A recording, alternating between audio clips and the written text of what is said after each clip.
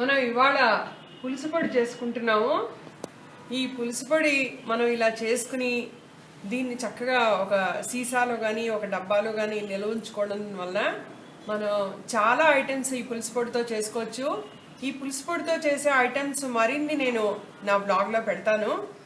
ఈ పులుసు పొడిలో ప్రధానంగా తీసుకునేవి ధనియాలు, శనగపప్పు అనేవి ఈక్వల్ ప్రపోర్షన్లో తీసుకున్నాం.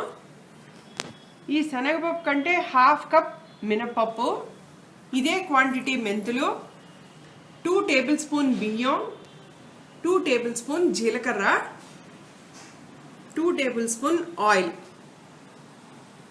మనం వీటిల్ని ఈ 2 టేబుల్ స్పూన్ ఆయిల్లో చక్కగా ఒక బ్రౌన్ కలర్ వచ్చే వరకు దోరగా వేయించుకుని ఈ పొడి చేసుకుని పెట్టుకుంటే మనం ముక్కల పులుసు, ఆకుకూర పులుసులు, ఇలా మువ్వంకాయ పులుసు, ఇలా అనేక రకాల పులుసులు మనం చేసుకోవచ్చు.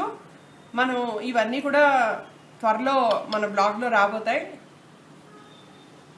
అండ్ ఇందులో ఈ మిరపకాయల క్వాంటిటీ, ఇవి ఈ మధ్యలో పెట్టినది మిరపకాయల క్వాంటిటీ.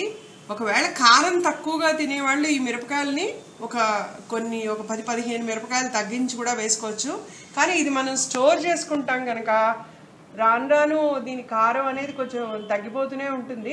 సో అందువల్ల మనం మిరపకాయలు ఈ మాత్రం వేసుకుంటే మనం ప్రిపరేషన్లో ఎర్రకారం వాడడం అనేది మనం అవాయిడ్ చేయొచ్చు.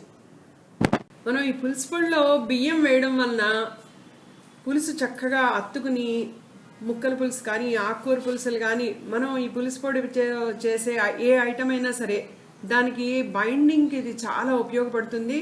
అండ్ బియ్యం వేయడం వలన దీనికి ఇదొక అదనమైన రుచి. ఇది మనం ఆ ఇంగ్రీడియంట్స్ అన్నీ దోరగా వేయించి చేసుకున్న పులుసు పొడి.